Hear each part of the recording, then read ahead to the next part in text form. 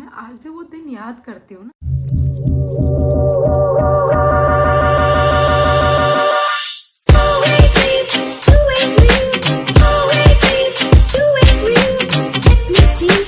Hello guys, welcome back to my channel Kamni Singh. कैसे हो आप लोग? आई होप बहुत अच्छे होंगे एंड गुड मॉर्निंग। पता नहीं वीडियो गुड इवनिंग में लाइव होगा या गुड मॉर्निंग में होगा, बट मतलब अभी मैं मॉर्निंग में शूट कर रही हूँ, इसलिए मैंने आप लोग को गुड मॉर्निंग में विश कर दिया। सो आज का जो ब्लॉग है वो काफ़ी स्पेशल होने वाला है। कब से मैं सोच रही थी ब्लॉग शेयर करूँ बट टाइम नहीं मिल पा रहा था। आज मैं फ्री थी, मैंने सोचा चलो ठीक है, आज का जो ये ब्लॉग है यही शेयर किया जाए आप लोगों के साथ।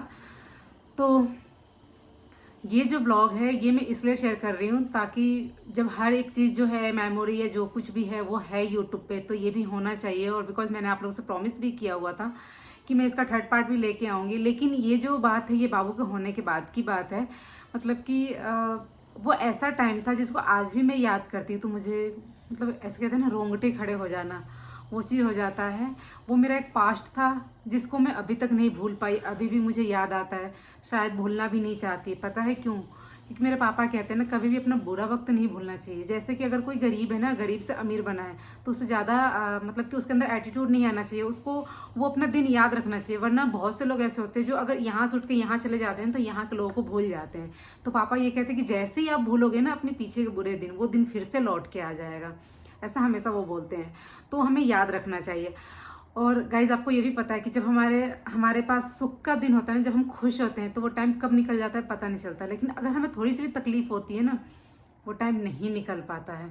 हमें कोई भी तकलीफ हो, कितना भी तकलीफ हो, अगर उसमें हमारे अपनों का साथ होता है ना तो वो तकलीफ अपने आप ही कम हो जाती है। मानते हैं ना इस बात को?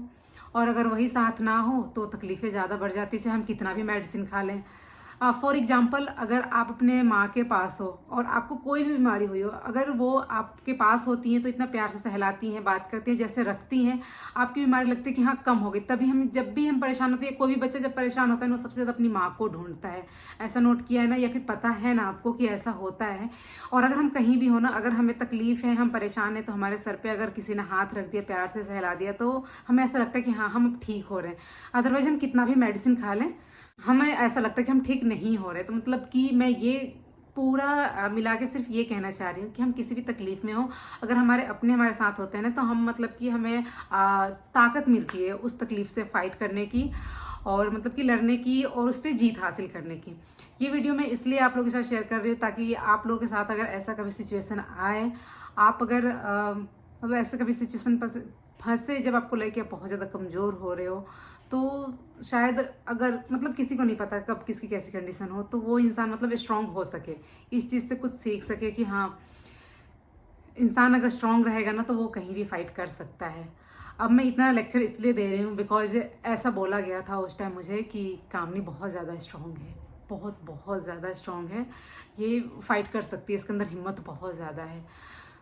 पता नहीं कहाँ से आई थी मेरे अंदर इतनी हिम्मत, क्योंकि आज भी जब मैं याद करती हूँ वो दिन तो मैं बिल्कुल अंदर से दहल जाती हूँ कि जो चीज़ कभी सोचा नहीं था खुद के लिए, वो बच्चे पे झेला। बाबू अभी 2 महीने का भी नहीं था, क्या वो इतना ध्यान रखने के बावजूद भी बहुत ज़्यादा हमने इसका ध्यान रखा, फिर भी इसकी इतनी ज़्यादा तबीयत खराब हो गई, पता नहीं चल रहा था। ये बस लगातार रोए जा रहा था, रोए जा रहा था। पहले तो क्या हुआ ना कि इसके बॉडी में हमें ना रैसेस से दिखे पूरे बॉडी में कि ऐसे रेड रेड से हो रहे, दाने से निकल रहे हैं। तो घर में ऐसे ही अनुमान लगाया सबने कि शायद सरसों तेल से मालिश हो रही है, इस वजह से दाने निकल रहे। तो हमने सरसों तेल छोड़ दिया, हमने ऑलिव ऑयल लगाना शुरू किया, कोकोनट ऑयल, ये सब चीज़ें, ठीक है। फिर उसके बाद तब भी वो रैसेस ना थोड़े से वैसे होते गए, तो हमने सरसों, आपको पता है सरसों तेल बहुत ज़्यादा फ़ायदा करता है बच्चों को, मतलब ठंड वंड लगने से भी बचाता है क्योंकि वो गर्म होता है, लेकिन हमें छोड़ना पड़ा वो। उसके बाद जब ये 1.5 महीने का हुआ ना, तो जब ये 1.5 महीने का हुआ तो इसको ना थोड़ा सा हमें ऐसा लगा कि जुकाम जुकाम सा लग रहा है, तो हम दवाई वगैरह दिलवा रहे थे, इधर से डॉक्टर से, उधर से डॉक्टर से, ऐसे दिलवा रहे थे। बट एक दिन क्या हुआ ना कि ये बहुत ज़्यादा रोने लग गया, बहुत बहुत बहुत रोने लग गया, दूध भी नहीं पी रहा था।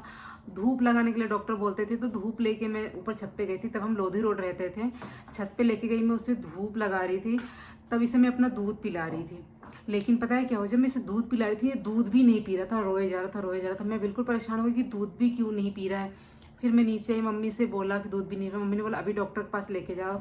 तो आई थिंक सैटरडे था, सैटरडे इनका ऑफ रहता था हर सैटरडे जब पहले वाले ऑफिस में थे, तो अब तो सिर्फ 2 सैटरडे ऑफ रहता है।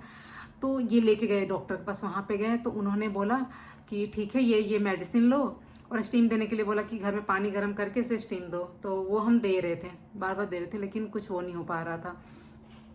फिर उसके बाद पता है क्या हुआ कि जब वो चीज़ मतलब हम दवाई दे रहे थे, वो दवाई भी शायद उल्टी हो जा रहा था उसको, और नेबुलाई वो दिया था नेसो क्लियर, एक नेसो क्लियर ड्रॉप आता है गाइस, वो बहुत ज़्यादा फायदेमंद है। अगर आपके घर में ऐसा है किसी बच्चे को कोल्ड रहता है कुछ भी, वो नेसो क्लियर आप हमेशा रखो। मैंने पहले भी आपको बताया हुआ है, वो कुछ नहीं होता, उसमें नमक पानी आई थिंक होता है, वो आप उसे यूज कर सकते हो। नहाने के बाद हमेशा बच्चों को दे दो 1-1 बूंद दोनों नोज में, वो मतलब कि ठीक रहेगा, उसको सांस लेने में दिक्कत नहीं होगी।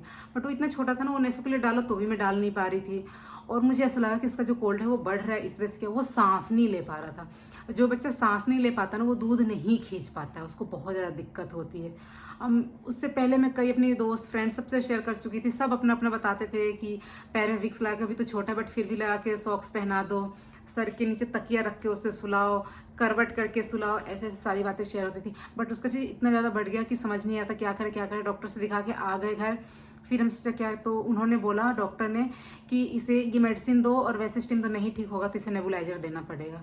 अब पता है क्या हुआ था, नेबुलाइजर से मेरी जो मम्मी है सासू माँ, वो इतना डरी हुई थी, बिकॉज उनको इसके बारे में शायद ठीक से नहीं पता था। वो इसलिए नहीं पता था क्योंकि जो मेरे सबसे छोटे देवर है मामा जी के बेटे अंकित, उनके साथ प्रॉब्लम हुई थी कोल्ड की, तो उन्हें नेबुलाइजर दिया जाता था, तो वो बहुत ज़्यादा रोते थे, बहुत चिल्लाते थे।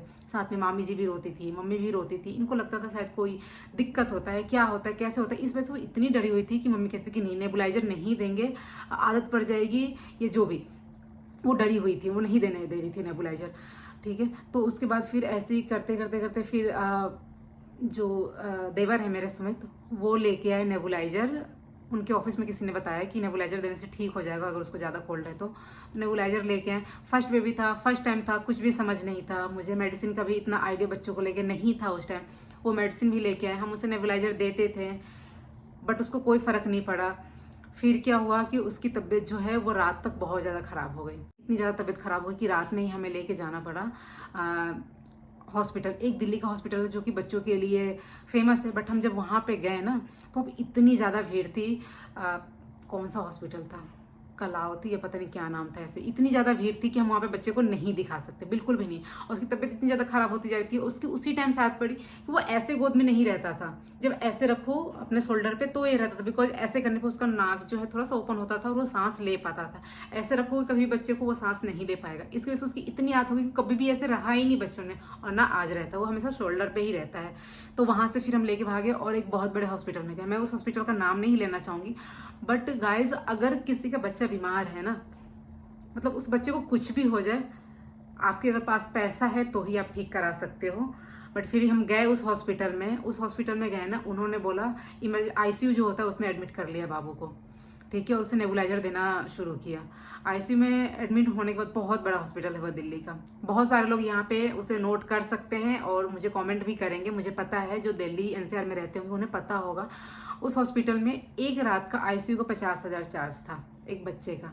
मतलब ये सुन के मुझे कि मैं एक रात का, और वो अगर एडमिट करेंगे तो 3 रात तो कैसे भी रखेंगे ही। दिन का पता नहीं क्या था, कैसे था, ये नहीं पता था, लेकिन उन्होंने बोला था एक रात का 50,000 चार्ज। अब शायद वो 24 घंटे का था कि सिर्फ नाइट का था, नहीं इतना आइडिया।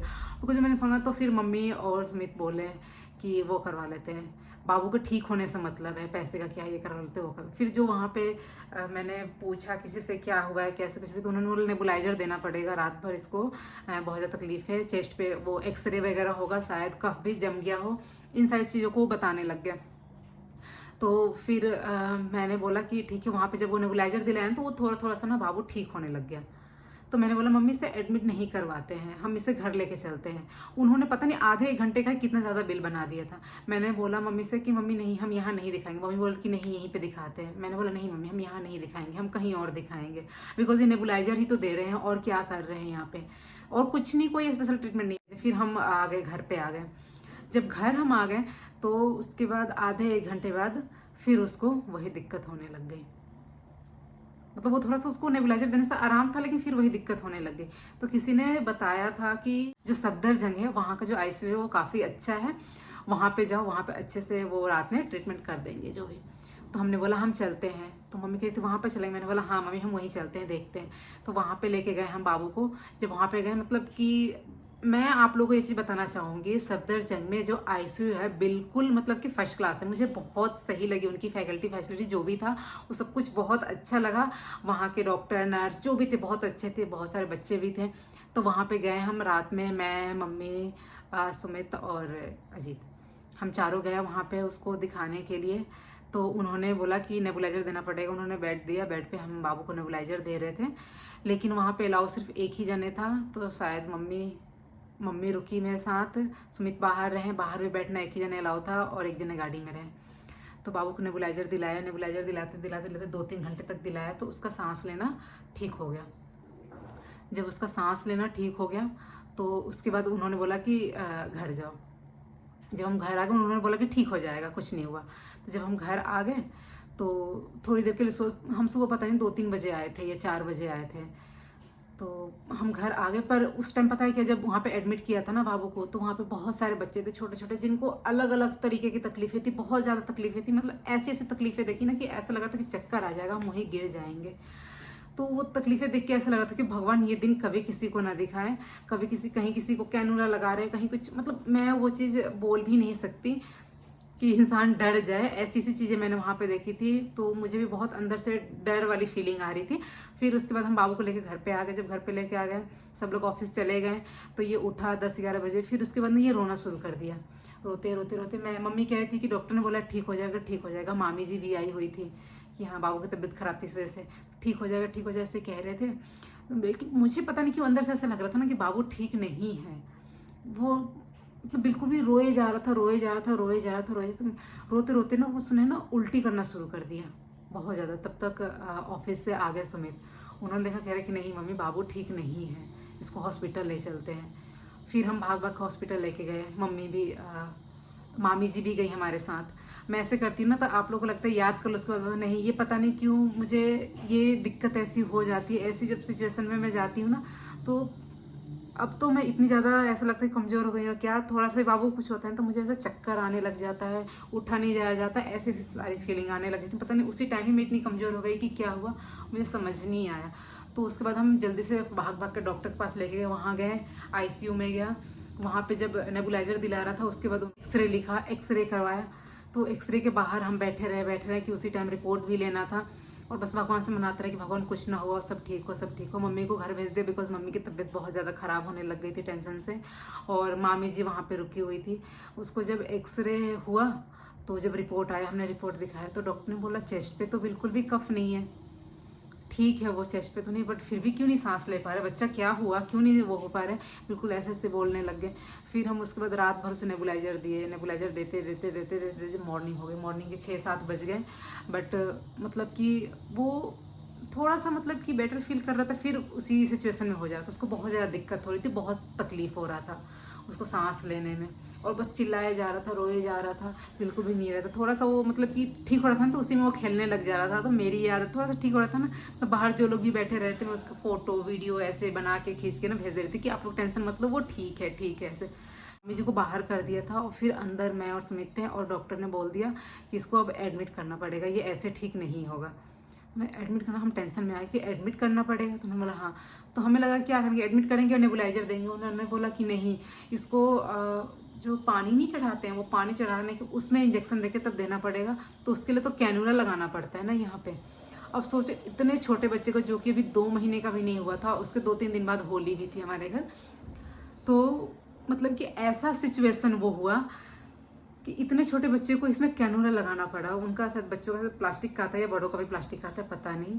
बट इसमें कैनुला लगाने के टाइम पे सिर्फ मतलब कि मैं अपने गोदी में उसे ले रखी थी और सुमित यहाँ पे खड़े थे। मम्मी शायद घर थी, मामी जी बाहर थी, अजीत भी बाहर थे, हम तो वहाँ पे खड़े थे। अजीत ने पहले ही बोल दिया कि मुझसे ये बर्दाश्त नहीं होगा, मैं नहीं देख पाऊँगा। तो जब इसमें कैनुला लगाना जा रहा था ना, वो एक इतना 2 महीने का भी नहीं था। उसने जो कंपाउंडर थे ना जो लगाना चाह रहे थे उनको बिल्कुल परेशान कर दिया। दूसरे हाथ से इतना मारे जा रहा था, उन्हें इतना मारे जा रहा था कि उसका ये हाथ पकड़ना पड़ा। और मैं मतलब सोचा मैं कितनी परेशान थी, लेकिन एक बूंद आंसू नहीं गिरा मैंने आँख से, ना ही मैं वो हुई वहाँ पे कमजोर पड़ी। मतलब दोनों तरफ से उसको ऐसे पकड़ के और बैठी रही। जब उसको कैनुला लग गया ना उसमें और वो सेट कर दिया, तब जाके मैं रोई कि उसको, मैं आज भी वो दिन याद करती हूँ ना, सिर्फ कैसे मतलब कि, और ऐसा नहीं है कि सिर्फ वो मेरा पहला बच्चा था, बहुत सारे बच्चों के साथ ये चीज़ हुआ था। तो मुझे ऐसा लगता है मतलब कि जब एक माँ होती है ना, उसे ये लगता है कि भगवान उससे वो तकलीफ दे दे लेकिन उसके बच्चे को ना दे। और फिर मैं वहाँ पे रोई, उसको एडमिट कराया और 10 बज गए थे। सुमित घर पे आए और वो बेहोश होकर गिर गए। वहाँ पे तो अपनी हिम्मत दिखाए थे, घर पे आके बेहोश होकर गिर गए। मम्मी ने होश में वो किया और उन्हें उठाया, पूछा तो वो बताया। फिर मम्मी भी रोने लग गई। फिर मम्मी बोली मुझे ले चल, मुझे ले चल। मम्मी ने बोला कोई बात नहीं, वो एडमिट कर लिए हैं, बेड पे है, उसको नेबुलाइजर दे रहे हैं, वो पानी जो चढ़ता है वो हो रहा है, थोड़ी देर बाद हम चलेंगे। फिर अपना नहा के फ्रेश व्रेश होके फिर मम्मी को लेके गए। मम्मी वहाँ जाती बहुत सब, हम दोनों एक दूसरे को देख के बहुत ज़्यादा रोने लग गए कि ये क्या हो मतलब। फिर उसके बाद जब नेबुलाइजर भी दे रहे थे, टाइम उन्होंने बता दिया था, मेडिसिन दिया हुआ था, उससे नेबुलाइजर वो दिला रहा था, बार बार कंपाउंडर आ रहे थे वो दे के जा रहे थे। फिर उसके बाद उसका जो ये था, आपको पता है कि वो 3 दिन के लिए एडमिट करते हैं, लेकिन वो हमेशा काम नहीं कर सकता है, या फिर निकल गया था जैसे भी, उसको यहाँ से निकलवाया गया और बोला कि अब फिर से जाके इसको वो लगवाना पड़ेगा कैनुला। तो फिर मैं और मामी जी वहाँ पे थे, तो गए कैनुला लगाने के लिए। और मामी जी चलिए, तो मैं वहाँ से, मामी जी मुझे लेके गई और जैसे वहाँ पे कैनुला जहाँ पे लगाना था वहाँ पे लगाने के लिए जैसे डॉक्टर रेडी हुआ, मामी जी मुझे वहाँ से छोड़ के आ गई दरवाजे के पास से, कह रही कि नहीं कामनी मैं नहीं जाऊँगी, मुझसे नहीं होगा। मुझे उस टाइम बहुत वो लगा था कि मतलब कि मैं कैसे बर्दाश्त करूँगी, मामी जी चली गई यहाँ से ये करके। जब मैं वहाँ पे गई ना, तो उन्होंने कैनुला हाथ में नहीं, उनको नस नहीं मिला तो उन्होंने पैर में लगाया, तो वो एक अलग ही था। लेकिन उस टाइम तक ना मुझे हिम्मत आ गई थी। मुझे पता है, जब एक इंसान ना, एक लड़की, एक औरत हमेशा कमज़ोर रह सकती है, लेकिन जब बात उसके बच्चे के ऊपर आती है ना, पता नहीं कैसे इतनी स्ट्रांग हो जाती है, इतनी ब्रेव हो जाती है, वो किसी भी चीज़ से, किसी भी सिचुएशन से फाइट करने के लिए रेडी हो जाती है। मतलब मेरे अंदर उस टाइम कहाँ से इतनी हिम्मत आई थी कि सब बिल्कुल हैरान कि खुद से ये सब कुछ कैसे करवा ले रही है। मतलब कि कहते हैं ना कि अगर बच्चे को कुछ हो ना तो सब लोग देख सकते हैं, लेकिन एक माँ नहीं देख सकती, उससे नहीं देखा जाता। लेकिन पता है उस टाइम वो सिचुएशन क्या होता है कि ये देख के मुझे अपने बच्चे को ठीक करना है, शायद इसलिए मतलब कि एक माँ स्ट्रांग हो जाती है। फिर मैंने उसे कैनुला लगाया, मैं आई। फिर मुझे बाद में पता चला कि मामी जी इन सब चीज़ों को देख ही नहीं पाती है, चाहे किसी का भी वो नहीं देख पाती, उनको बहुत ज़्यादा प्रॉब्लम होती है, वो रोने लग जाती हैं। तो मैं परेशान ना हूँ इसलिए वो आ गई थी। फिर उसके बाद कैनुला लगा होगा, 3 दिन तक वो एडमिट था। और उसके बाद फिर हम घर आए होली से 1 दिन पहले। उस साल मैंने होली नहीं खेली थी, बिल्कुल भी नहीं खेली थी। घर में कोई भी नहीं होली खेला था, बस मेरा भाई आया हुआ था। हाँ, हॉस्पिटल में जब थे तो पापा आए थे मिलने के लिए। उस टाइम तक थोड़ा थोड़ा बाबू ठीक होने लग गया था, लाइट चली गई। फिर पापा आए थे मिलने के लिए। फिर उसके बाद जैसे घर आए तो भाई आया होली से 1 दिन पहले। फिर होली वाली में से ऐसे ही वो करके और फिर चला गया। हम बिल्कुल भी कुछ नहीं खेले थे, कुछ नहीं किया था। मतलब मन बहुत दुखी था, परेशान था। लेकिन वो था कि जब एडमिट से डिस्चार्ज हुआ हॉस्पिटल से, तो उसका जो नोजी था वो थोड़ा ओपन हो चुका था, खांसी थोड़ी बहुत थी। उन्होंने बोला ये धीरे धीरे ठीक होगा, मेडिसिन दे दिया था। लेकिन उस टाइम का जो दर्द था, मैं अब सारी बातें नहीं कर सकती, मैं बहुत ज़्यादा इमोशनल हो गई। उस टाइम का जो दर्द था वो मुझे आज भी याद आता है। उसने लेकिन मुझे हिम्मत बहुत ज़्यादा दे दी, जो कुछ देखा था उसके बाद से हिम्मत आ गई। और इतना डर भी आ गया कि अगले साल, नेक्स्ट साल, मतलब लोग ये कहते हैं ना कि अगर बच्चे के साथ ये ऐसी कोई दिक्कत हो तो वो 5 साल तक रहता है, नोज जो होता है वो बंद होने की दिक्कत। तो अगले साल मैंने इतना ज़्यादा इसका ध्यान दिया, इतनी केयर की इसको, कि बिल्कुल भी वो नहीं हुआ। इसको कोल्ड बिल्कुल भी, मतलब नेबुलाइजर की ज़रूरत नहीं पड़ी। बट उसके बाद फिर थोड़ी बहुत आज तक पड़ती रही, अब नहीं पड़ती, पिछले साल तक पड़ी है। इस बार अब तो ये शौक से लेता है। और दूसरी बात कि मुझे एक बहुत बड़ी मैसेज देनी कि नेबुलाइजर से मुझे ये चीज़ उस टाइम एडमिट करने के बाद ये चीज़ महसूस हुआ कि उस तकलीफ से अच्छा था कि मैं अपने बच्चे को नेबुलाइजर देती। बिकॉज जो नेबुलाइजर है उससे कोई दिक्कत नहीं, जो मेडिसिन जा रहा है वो आपके पेट में जा रहा है, लेकिन उससे बेटर है वो नेबुलाइजर। पर्सनली मेरा ये एक्सपीरियंस है। नेबुलाइजर दो, बच्चे का नोजी जो है वो ओपन हो जाएगा, तो उसको कोई दिक्कत नहीं होगी। मेन दिक्कत वो नोज बंद होने से ही होता है। अगर ज़्यादा उसको दिक्कत है, सुला रहे हो तो अब तकिए नीचे जो है तकिया पे रख के उसका सर सुलाओ, नीचे ना सुलाओ, नहीं तो दिक्कत होगी। करवट लेके सुलाओ तो उसको, एक जो नाक आपने नोट किया होगी, जब आप करवट लेते हो ना, एक नाक अपने आप ही ओपन हो जाता है, तो वो सांस एक नाक से ले सकता है। तो इन सब चीज़ों का ध्यान रखना, नेबुलाइजर से बिल्कुल ना भागे। अगर थोड़ा बहुत आपको कोल्ड लगता है तो उसको एडमिट कराने से या उतने सारे मेडिसिन देने से अच्छा कि आप उसे नेबुलाइजर दे दो। कोल्ड की दिक्कत है, अगर आपकी बच्चा जो है, आपका बच्चा निमोनिया का शिकार हो चुका है, तो आप एनी टाइम अपने घर में एक नेबुलाइजर खरीद के रख लो, मेडिसिन रखो। आज हमारे घर में नेबुलाइजर का जो मशीन है वो भी है, और जो मेडिसिन होता है वो हमेशा ही स्टॉक में रहता है हमारे पास, बिकॉज जो धन्वी है वो भी इसके शिकार हो गई ठंड की। लेकिन दिक्कत इसलिए नहीं हुआ उस टाइम क्योंकि हमने एक बच्चे के साथ फेस किया था, तो हमें सब कुछ पता चल गया था कि हम ऐसे ऐसे करके नॉर्मल रह सकते हैं, तो उसको हम नेबुलाइजर देते हैं तो वो ठीक हो जाती है। तो इसलिए मैंने आप लोग को बताया कि अगर आपके बच्चे के साथ ऐसा कुछ होता है तो आप बेझिझक नेबुलाइजर दे सकते हो, डॉक्टर से जाकर मेडिसिन लिखवा लो। 2 तरीके की मेडिसिन आती है, मैं ऐसे सोशल मीडिया को इसलिए मैं नहीं बता सकती, कुछ गलत वो ना हो। 2 मेडिसिन आता है, एक वो पिंक होता है और एक ब्लू होता है, दोनों को डाल के एक साथ मिक्स करके और हम अपने बच्चों को देते हैं। वो बिल्कुल ठीक रहते हैं, उन्हें कोई दिक्कत नहीं थी। खांसी वासी का सिरप आप दे सकते हो। मैं इसी वजह से, इन्फेक्शन की वजह से मैं जो है ना, एक इसका इन्फेक्शन का दवाई है वो हमेशा रखती हूँ, और नेबुलाइजर का जो है वो रखती हूँ। आपको पता है जब बाबू एडमिट हुआ था उससे पहले जब उसकी तबीयत खराब हुई थी, मम्मी मुझे इतना डांटती थी। मैंने सिर्फ गलती से एक बार क्या किया था कि अपनी साड़ी खोल के ना, बाबू बहुत कम झूले में झूलता था, हमारे पास ही रहता था, लेकिन उसका जो झूला था मेरे रूम में रहता था, मैंने उस पर रख दिया था। तो मम्मी उसके लिए मुझे बहुत डांटी थी कि इससे इन्फेक्शन हो सकता है, बच्चे को ये हो सकता है, वो हो सकता है, बाबू की तबीयत खराब हो गई, ये वो। मतलब कि एक नहीं होता कि इंसान जब परेशान हो जाता है अपने बच्चों को लेकर तो कुछ भी बोलता है। बिल्कुल बहुत ज़्यादा डांटी थी कि ऐसे मत करना झूला पे, मतलब कि हाइजीन का जो है उसका ख्याल रखो, ये वो करके। तो ये चीज़ मैं बीच में भूल गई थी, आपको पता ना, बहुत सी चीज़ें मैं भूल गई। 3 साल 4 साल पहले की बात है, तो सब कुछ बातें याद नहीं रह सकती। बट हाँ, उस टाइम के बाद से मुझे बाबू को हॉस्पिटल ऐसे लेके नहीं जाना पड़ा, किसी हॉस्पिटल में एक भाग के जन्म नहीं। उसको कोल्ड वोल्ड होता है, कुछ भी होता है, मैं सीधे डॉक्टर, एक है हमारे फैमिली डॉक्टर जैसे, वो इसके पापा के टाइम से देख रहे हैं, उनका मेडिसिन बाबू को बहुत ज़्यादा सूट करता है, तो मैं इसको लेके जाती थी, वहाँ से मेडिसिन दिलवा के लाती थी, और बात होती थी मैंने ठीक है नेबुलाइजर दे देंगे, ठीक हो जाएगा। तो इस तरीके से उसको परेशानी नहीं हुई। और गाइज ये ब्लॉग मैंने इसीलिए शेयर किया कि आपके बच्चे के साथ अगर ऐसा होता है तो परेशान होने की जरूरत नहीं है। अगर आप माँ हो तो अब तो वैसे स्ट्रांग हो, ब्रेव हो, और देखो मेरे चेहरे पे स्माइल आ गई ना, बिकॉज उस चीज़ को मैंने फेस किया है और आज सब कुछ ठीक है। तो आप लोग भी बिल्कुल हिम्मत नहीं हारना, कभी भी कुछ होगा तो उस सिचुएशन से लड़ो, बाद में रो लेना मेरी तरह। मेरे साथ ना ये हर एक चीज़ के साथ है, जब सामने वाले मतलब कुछ परेशानी होती है मैं उस टाइम नहीं रोती, उस टाइम मैं सोचती मैं फाइट करूँ, उस चीज़ से निकलूँ सिचुएशन से, बाद में रो लेगी बैठ के, बाद में अकेले बैठ के कितना भी रो लो। तो ये मेरी आदत है। और उसी टाइम मुझे सबने बोला हुआ तो पूरी फैमिली ने कि मैं बहुत ज़्यादा स्ट्रांग हूँ, कोई भी सिचुएशन हो, कैसा भी हो, मैं उससे लड़ सकती हूँ, मैं उससे निकल सकती हूँ।